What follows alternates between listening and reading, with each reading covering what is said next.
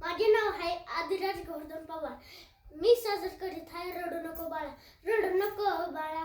मी पाण्याला जाते, रडू नको बाळा. मी पाण्याला जाते, पाण्याला जाते, पाणी घेऊन येते. पाण्याला जाते, पाणी घेऊन येते.